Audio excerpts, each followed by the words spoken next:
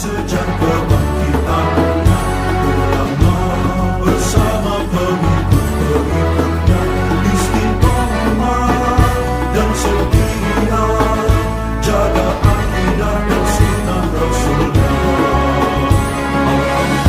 Alhamdulillah segala puji baginya, ulama bersama pengikut-pengikutnya istiqomah dan setia menjaga agama manusia dan bangsa.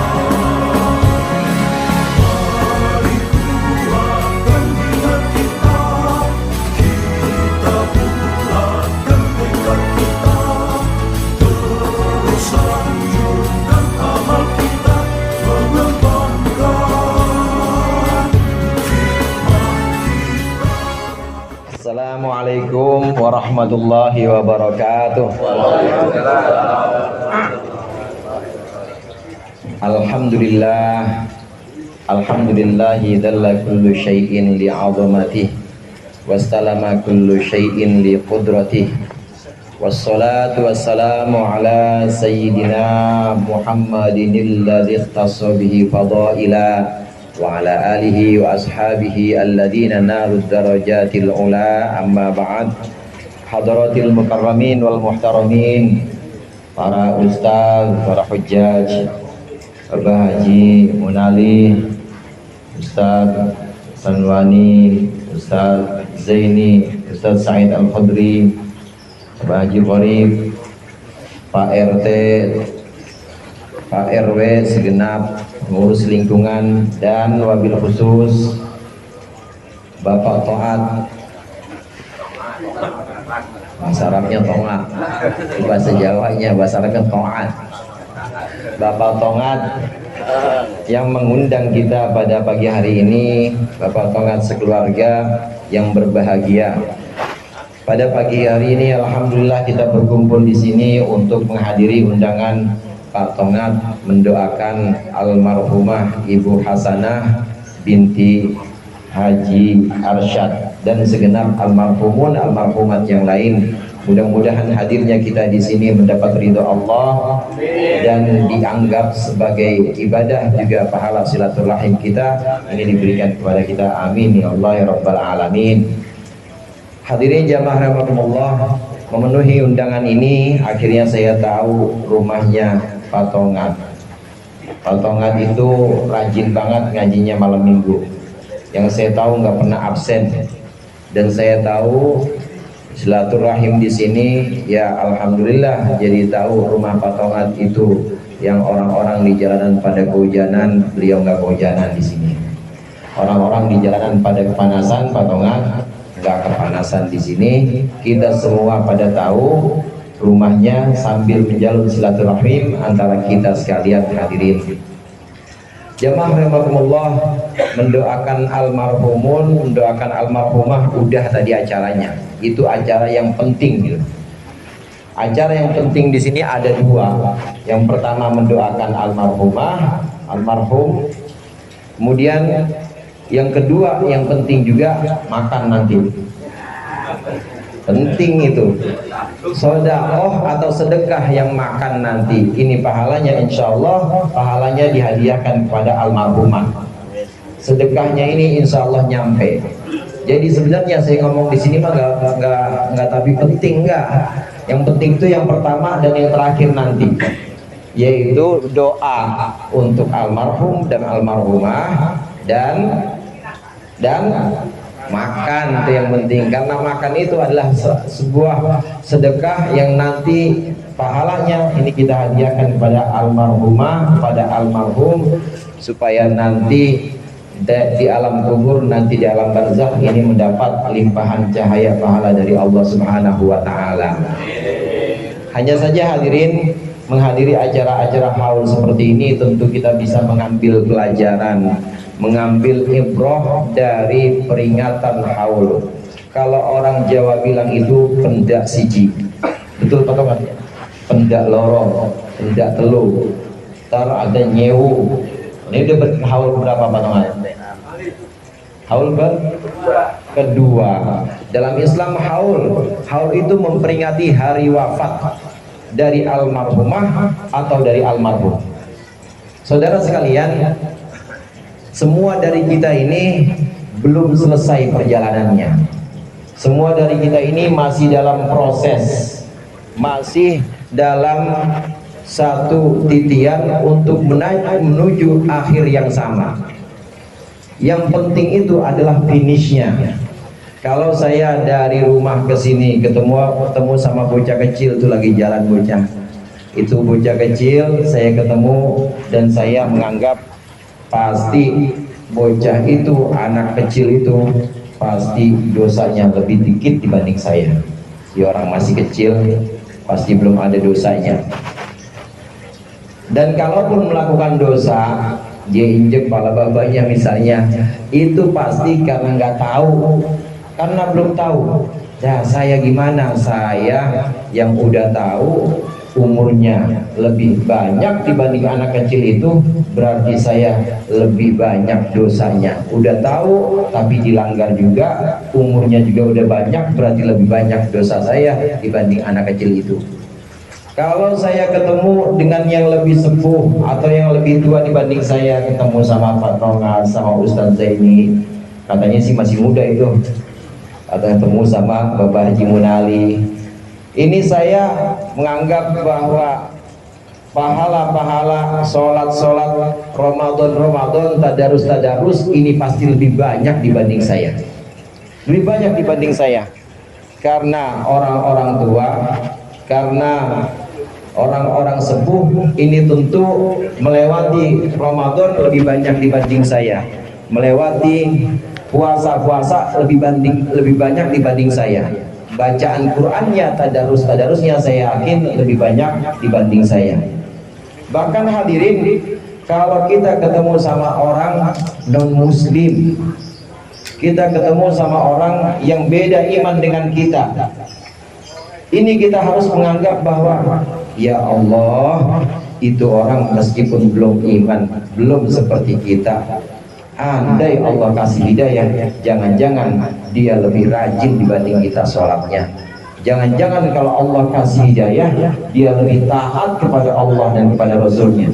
Jangan-jangan kalau dia masuk Islam, melesat jauh perjalanannya, ini lebih dekat kepada Allah. Ini yang harus kita renungkan dalam setiap perjalanan hidup kita, dalam setiap langkah, dalam keseharian kita.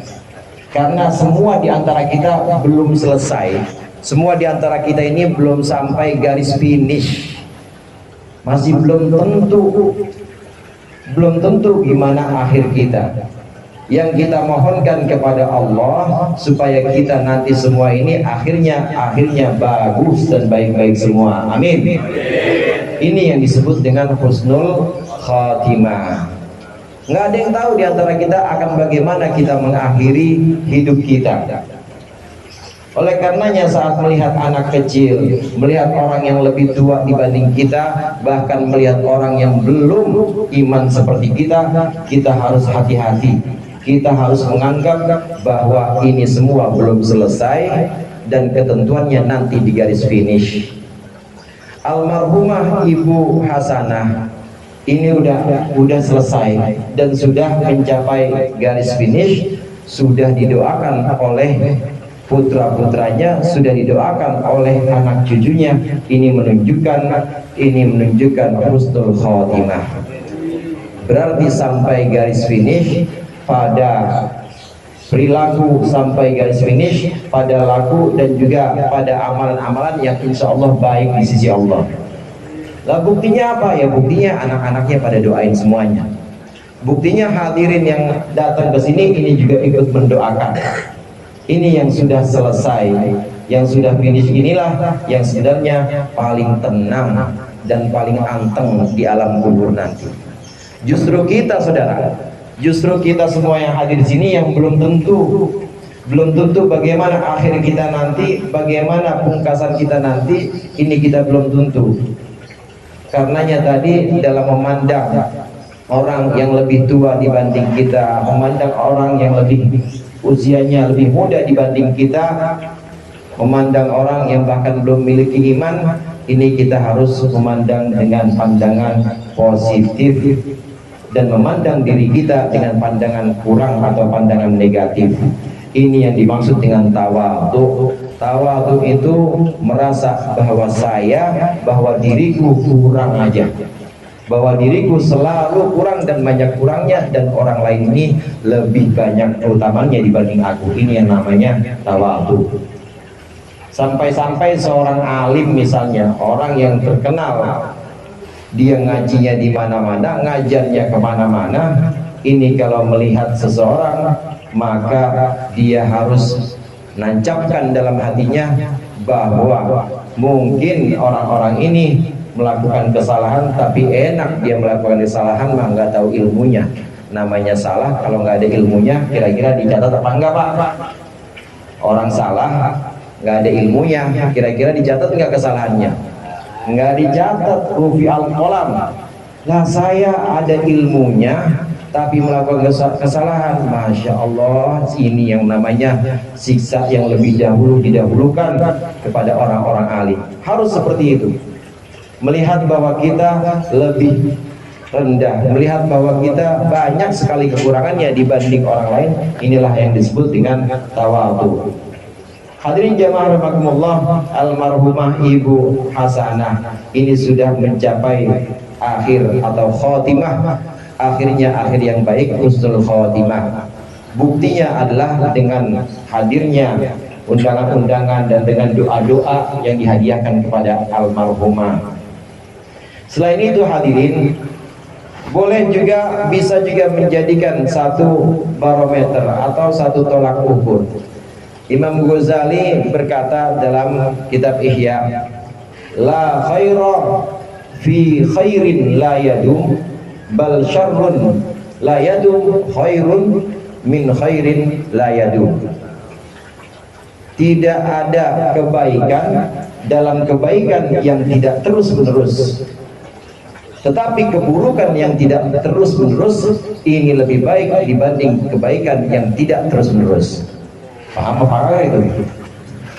Tidak ada kebaikan yang tidak terus menerus, tetapi keburukan yang tidak terus menerus ini lebih baik dibanding kebaikan yang tidak terus menerus.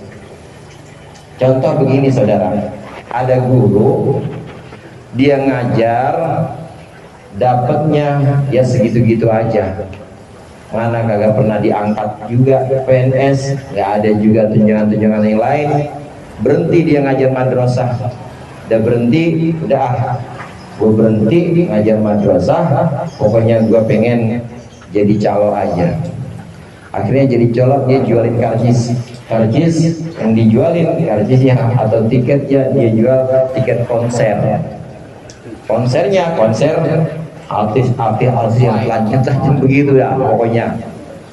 Guru berhenti ngajar, kemudian berubah jadi calo, jualin karcis konser. Ini adalah kebaikan yang berhenti. Mengajar, bergelut dengan ilmu, mendidik anak-anak, ini kebaikan yang terhenti. Andai-andai itu si guru berhenti ngajar, kemudian dia lagi jualin karcis, lagi kumpul sama orang-orang yang nonton, andai dia cabut, Allah cabut nyawanya, maka ini disebut dengan kebaikan yang gak terus. Udah cakep-cakep, udah bagus-bagus ngajar, walaupun secara materi nggak cukup, tapi di sana di sisi Allah itu ilmu yang diajarkan, langkah demi langkah yang dia jejakkan ke madrasah, ini pahalanya banyak banget. Maka ini adalah sesuatu penyesalan ketika dicabut nyawanya, kemudian dia melihat bahwa pahala ngajar itu luar biasa, ngapa berhenti ngajar jadi calo? Maka ini namanya kebaikan yang berhenti. Tidak ada kebaikan dalam kebaikan yang berhenti atau tidak terus menerus. Tapi keburukan yang berhenti ini lebih baik dibanding kebaikan yang berhenti, kebaikan yang tidak terus menerus. Bandingannya hadirin, ada maling sampai malam nuzulul Quran, misalnya satu malam di malam nuzulul Quran dia mendengar ayat Allah, kemudian terketuk hatinya, akhirnya dia tobat kepada Allah, pensiun jadi maling. Udah, gua nggak mau maling lagi, nggak mau lanjutin kerjaan gua lagi yang model kayak begini.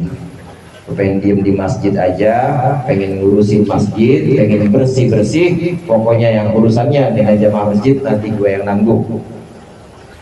Malam takbiran itu Allah cabut nyawanya.